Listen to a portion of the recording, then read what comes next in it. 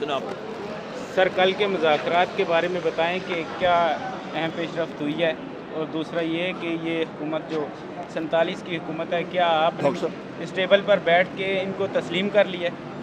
बिस्मिल्लाहिर्रहमानिर्रहीम। देखें जी, मुज़ाकरात के बारे में कल बड़ा क्लियर हमारा बयानिया भी आ चुका है। हमारे बड़े क्लियर पॉइंट्स हैं। तो नंबर 1 पॉइंट है हमारे असीरान, जिसमें वज़ीर आज़म इमरान खान साहब हैं, उस पर शाह महमूद कुरैशी साहब हैं, उस पर डॉक्टर यास्मीन राशिद साहिबा हैं, उस पर इजाज़ चौधरी साहब हैं, मियाँ महमूद रशीद साहब हैं, उमर चीमा साहब हैं, हसन खान न्याजी साहब हैं, बाकी सारे असीरान मिलिट्री कोर्ट्स के और जो लोग हमारे जेलों में उनकी रिहाई। नंबर 1।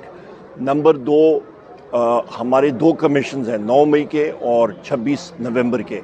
इन कमीशंस के हवाले से हमने वहाँ पे जो टीम है गवर्नमेंट की उनको बताया है, और हमने ये भी कहा है कि हमारी रसाई होनी चाहिए वज़ीर आज़म इमरान खान साहब तक कि हम लोग आराम से उनके साथ बातचीत करें और उनसे मज़ीद हदायत लें। सर ये बताइएगा, खान साहब को कब हम रिहा होते हुए देख रहे हैं? देखें, आपको मालूम है उनको तक कोई केस बनता ही नहीं है। हुकूमत ने और इन लोगों ने उनको गैर मतलब कानूनी तौर पे रखा हुआ है।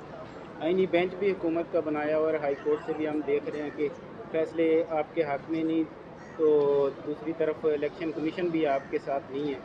हम लोग तो शुरू से कह रहे हैं ना, मुल्क में आइन, 47 की हम लोग शुरू से यही कह रहे हैं कि आइन और कानून की जिस वक्त बालादस्ती नहीं होगी तो मुल्क में यही चलेगा हिसाब, और इसकी वजह से मुल्क में लाकानूनियत होगी, इसकी वजह से इन्वेस्टमेंट नहीं आएगी, बेरोज़गारी बढ़ेगी, महंगाई बढ़ेगी।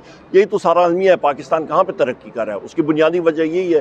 जिस तरह वज़ीर आज़म इमरान खान साहब कहते हैं कि आइन और कानून की बालादस्ती नहीं। बहुत शुक्रिया जी। सर गैस गैप हो गई है।